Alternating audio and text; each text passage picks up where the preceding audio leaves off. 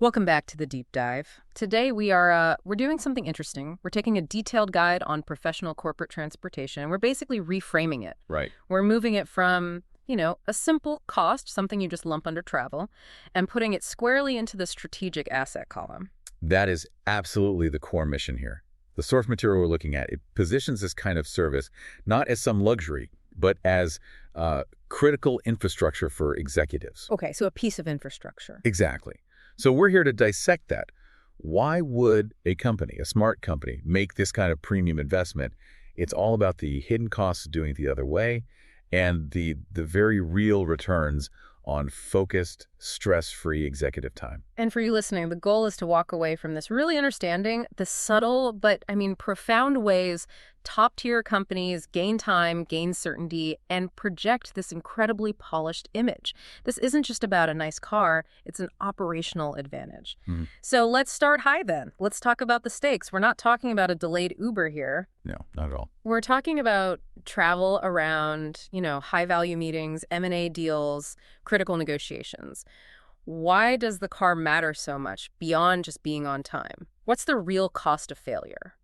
What's fascinating here is how the source material actually quantifies that cost. Yeah.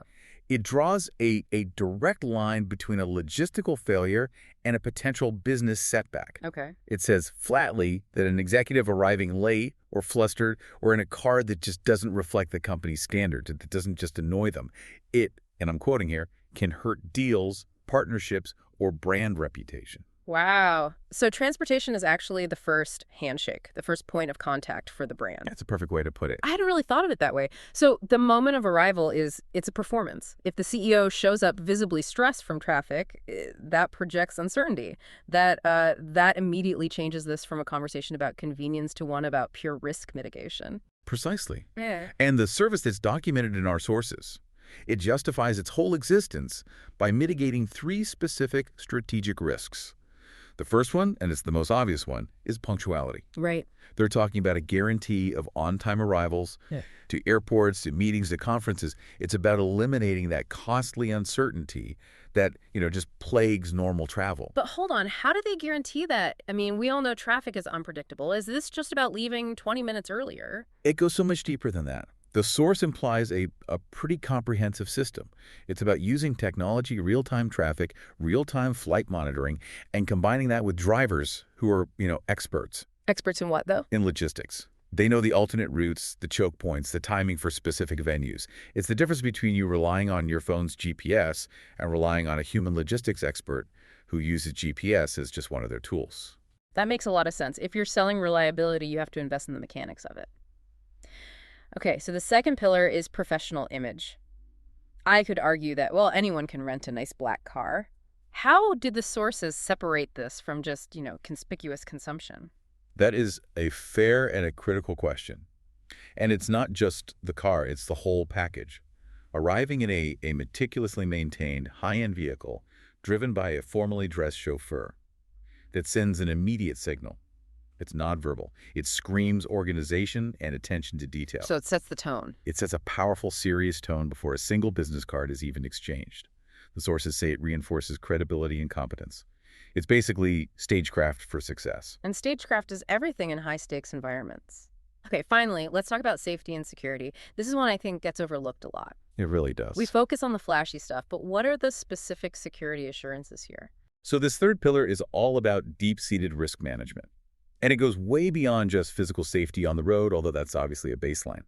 At the executive level, security also means information security. It means discretion. Ah, now that's a critical differentiator. Exactly. Think about it. When executives are traveling to finalize a major deal, they're on confidential phone calls, they're reviewing proprietary documents, maybe even discussing sensitive HR issues right there in the car. Right. The sources stress that these chauffeurs are trained in corporate etiquette. They understand the critical nature of discretion. Their mandate is non-disclosure. They are, effectively, a silent, secure extension of the executive's private office. That completely shifts the risk profile. You're not just outsourcing the drive anymore. You're outsourcing the mental load and you're protecting sensitive conversations. Okay, so we've covered the why, the risk mitigation. Now let's unpack the tools, the actual how. If this service is a business asset, what specific options do they have to meet different corporate needs? What makes them better than a standard rental fleet? Well, it's definitely not a one-size-fits-all model. It's highly tailored.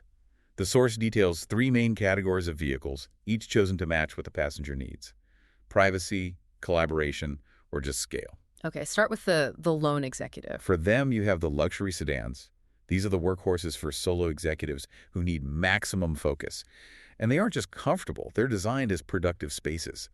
So that means dedicated Wi-Fi, power outlets, sound insulation. It's all about creating a professional, quiet atmosphere. To maximize the ROI on every minute. Precisely. Every minute in transit becomes work time. The ultimate mobile isolation booth. Designed for deep work.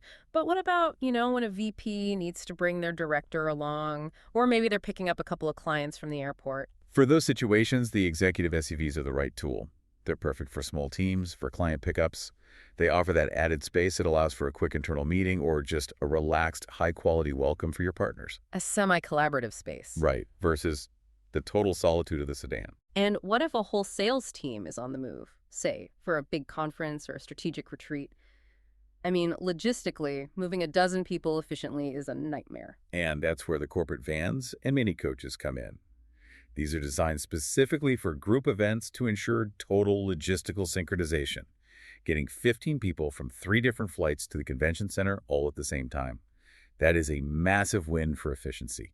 It eliminates the chaos of staggered arrivals, taxis, all those expense reports. And I noticed the source material makes a point to say every single vehicle is meticulously maintained. Yes. That seems subtle, but it's important, isn't it? Reliability isn't possible without perfect maintenance. Absolutely. The maintenance schedules are non-negotiable. This is a huge difference between a specialized corporate fleet and a typical consumer rental service. A breakdown in a rental car is a headache. A breakdown in an executive limo on the way to a client meeting is a corporate reputation disaster. They budget for zero tolerance of mechanical failure.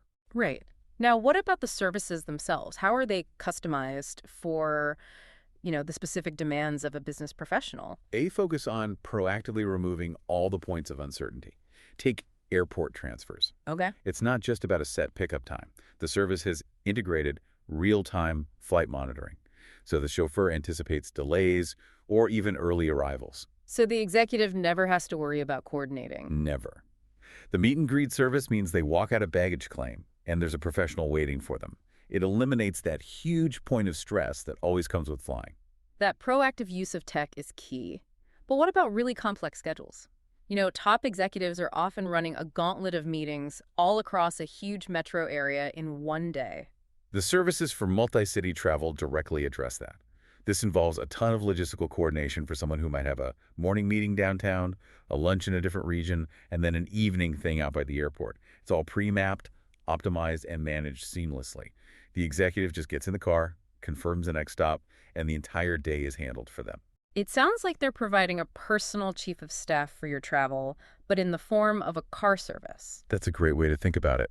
And I assume they must handle the inevitable, right? Last-minute changes, detours, unexpected client demands. That's built right into their DNA through custom itineraries. Yeah. The source material stresses their flexibility. Recurring trips, last-minute reroutes, completely personalized paths. In a dynamic business world, that flexibility isn't an added bonus, it's a required operational feature. Okay. So we've established the logistics. But let's shift focus now to maximizing the executive's time. This is where the travel itself becomes productive time. What's really fascinating is how the sources frame the vehicle as a truly secure and functional mobile office. It's a clever concept. Because if you're driving yourself, or even in a rideshare, you're actively managing things. Traffic, navigation, phone calls, privacy issues. It's a huge mental drain. Exactly. So if the executive is relieved of all that, what can they actually get done during the ride? The sources detail specific high-value tasks. In that quiet, comfortable space, they can conduct confidential calls and virtual meetings without any background noise. That is a crucial difference from a loud taxi. Or your own car, for that matter. Right. They gain time to review complex presentations or do final prep for negotiations, so they arrive mentally sharp. And crucially, they also get the chance to just relax and recharge between these punishing meetings. That prevents burnout, and it optimizes their performance for what's next. That relaxation part, that mental space, might be the most valuable product they're selling. if you're exhausted, you are inefficient. What are the key things that enable this level of focus and privacy? It really boils down to two things: the caliber of the people and the meticulously controlled environment. The chauffeurs are described as discreet, highly professional, trained in corporate etiquette. They know when to help and, more importantly, when to just be invisible. And the comfort aspect is engineered for productivity. We're talking advanced climate control, silent cabins, seating designed for working, not just sitting. This attention to detail guarantees every ride is an asset, not just wasted time. It's easy for us to sit here and talk about these benefits in theory, but hearing it from people who actually spend the money, that makes it real. Did the source material have any direct client validation? They did, and the consistency in the feedback is pretty compelling. There's a quote from Samantha L., the CFO. She confirms the service ensures punctual, stress-free rides. Hits both notes, efficiency and peace of mind. It does. And what about the impact on the company's external image? Does that investment really pay off in terms of reputation? Absolutely. There's another one from David Kay, a VP of operations. He praises the flawless logistics and then notes, and this is key, that the service reflects our company's high standards. This really solidifies the whole argument that the transportation service functions as a physical, moving extension of the company's own professional values. It confirms the whole strategy works. That's the ultimate validation, isn't it? The service doesn't just enable high standards, it actively communicates them to the world. Well, we've had a fantastic deep dive here. We've successfully moved the whole concept of corporate travel firmly into the realm of strategic asset management. The key takeaway from these sources is that professional corporate travel, when it's done with guaranteed punctuality, optimized comfort, and total discretion, it transforms that wasted travel time into invaluable productivity time. Exactly. The source material emphasizes that the entire process, from the booking to the drop-off, is designed for executive efficiency. They use secure online systems, they have dedicated staff. The whole focus is on handling logistics with such precision that the executive never even has to think about them. They promise to handle the logistical certainty so executives can focus on success.